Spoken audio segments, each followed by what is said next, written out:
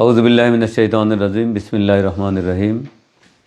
প্রিয় সরফেশন ও মনপুরাবাসী, আসসালামু আলাইকুম রহমতুল্লাহি ওয়া বারাকাতুহু। ইতিমধ্যে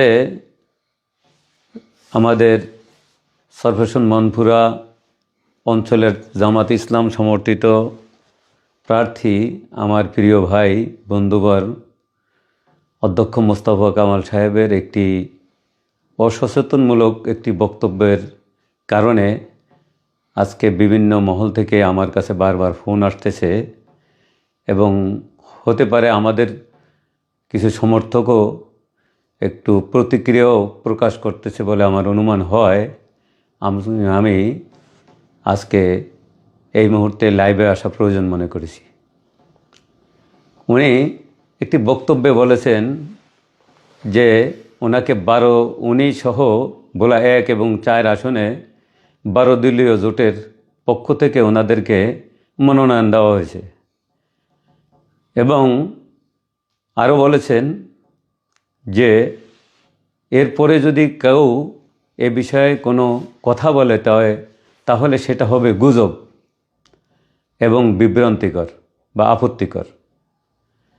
আসলে ওনার কাছে আমার প্রশ্ন যে আমি যেটা বুঝেছি এটা আমি ওনার কাছে উপস্থাপন করতে চাই যে ওনার বুঝ এবং আমার বুঝ ঠিক আছে কিনা, বা ওনার আজকে এই লাইভের মাধ্যমে আমি আমাদের 12 দল হোক, 8 দল হোক, 10 দল হোক, কর্তৃপক্ষের কাছেও আমার বক্তব্য পেশ করতে চাই।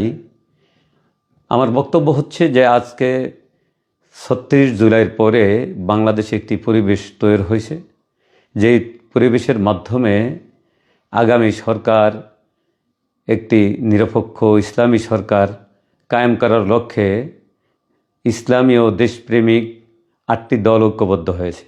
পরবর্তীতে এখন 10 এবং 12 দলে রূপান্তরিত হতে যাচ্ছে।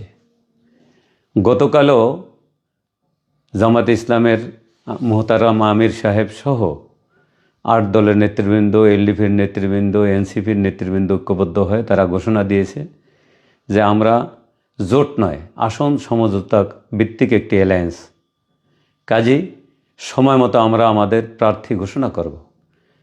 এখন আমাদের ভোলা 4-এর প্রার্থী উনি কিভাবে জানলেন যে ওনাদেরকে চূড়ান্ত করা হয়েছে, এবং এমন শক্তভাবে উনি বলতেছেন যে এটার বাইরে কোনো কথা বললে সেটা গুজব এবং বিভ্রান্তি হবে। আজকে সারা বাংলাদেশে সকল দলের এই 12 দলের বা 10 দলের যারাই আছে বিভিন্ন অঞ্চল থেকে নিজ নিজ মনোনীত প্রার্থীরা মনোনয়ন দাখিল করেছে। তাতে ইসলামী আন্দোলনে আমরা জানি 300 আসনে করেছে, জামাতে ইসলামী 300 আসন করেছে, অন্য অন্য দল বাংলাদেশ খেলাফত মজলিস সহ যারা আছেন সকলে বিভিন্ন তার নিজ নিজ মনোনীত প্রার্থীরা আজকে মনোনয়ন দাখিল করেছেন। তারপরে সর্বশেষ কালকের যে ঘোষণা আমরা শুনতে পেয়েছি যে 16 তারিখ পর্যন্ত লেগে যেতে পারে সমঝোতার জন্য। সমঝোতা হলে বাকিরা উড্ড করবে, একজন প্রার্থী থাকবে। আজকেও আমি আমরা উপজেলা নির্বাহী অফিসারের কাছে মনোনয়ন দিয়ে সাংবাদিকদের সাথে আমি মত বিনিময়ের সময় আমি এই 12 দলকে হাইলাইট করেছি, 8 দলকে হাইলাইট করেছি যে এখানে 12 দল হোক, 8 দল হোক, 10 দল হোক, একজন প্রার্থী থাকবে এবং সেই বিজয় হবে ইনশাল্লাহ। আমরা সেই দলীয় যে সমঝোতা ভিত্তিক যিনি আসবেন সকলে মিলে তাকে বিজয় করার চেষ্টা করবো, ইনশাল্লাহ তিনি বিজয় হবেন। সে তো আমার অজানা, সে ব্যক্তি আমার অজানা, সে হোক আমি, হোক জামাত, হোক অন্য দলের।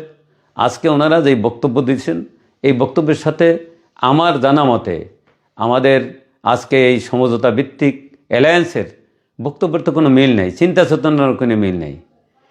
আপনারা জানেন যে দীর্ঘদিন মানুষের এই স্বাধীনতার পরে বা স্বাধীনতার পূর্বেও এই দেশের আজকে 90-92% মুসলিমের দেশে সকলের যে চেতনা, সকলের যে ভাবনা যে এই দেশে আজকে ইসলামী শাসন দরকার, কোরআনী শাসন দরকার, কিন্তু আমাদের ওলামায়ে কেরামদের ঐক্যের অভাবে, মুসলমানদের ঐক্যের অভাবে সেটা ব্যাহত হয়েছে।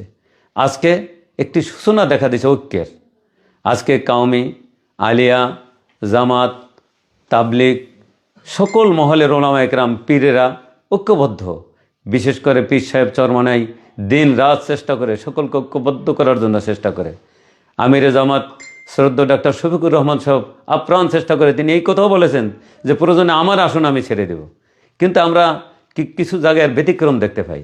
আমার সর্বশেষের প্রিয় ভাইরা অনেক সময় দেখা যায় ওনাদের বিভিন্ন সমর্থকরা বা ওনাদের বক্তব্য এটা বোঝা যায় যে সর্বশেষে যদি ওনাদের ছাড়া কেউরে দেওয়া হয় তাহলে এখানে সিট হারাইবে।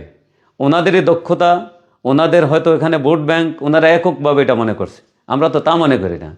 এই ভোলা অধ্যুষিত এরিয়ায় এখানে মানুষ, পীরবাদী মানুষ, তবলিগি মানুষ, কাউমি উলামায়ে কেরামের একটি প্রভাব।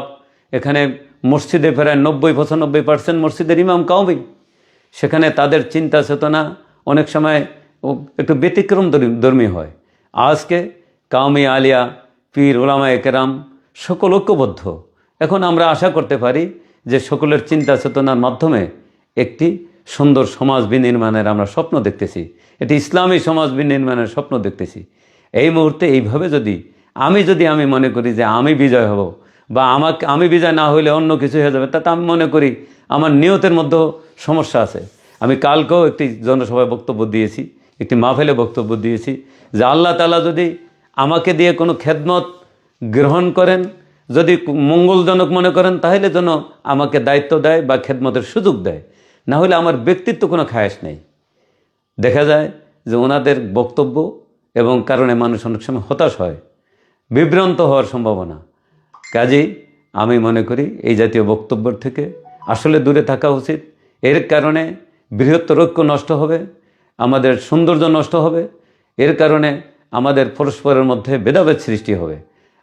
আমরা মনে করি আগামীতে এই চরভূষণ মনপুরার বোলা বিশেষ করে বোলা 1, 2, 3, 4 আসনে যারাই থাকুক, আমরা যেহেতু এই দ্বীপ জেলার বাসী, আমাদের সকলের স্বপ্ন এক, আমাদের ভাবনা এক। আমরা সকলে মিলেমিশে কাজ করব। এখানে 4টি আসনে ইসলামের পক্ষে 12 দলীয়ের পক্ষে বিজয় লাভ করবে, এই আশাবাদ ব্যক্ত করে আমি আমার বক্তব্য শেষ করছি। আল্লাহ হাফেজ।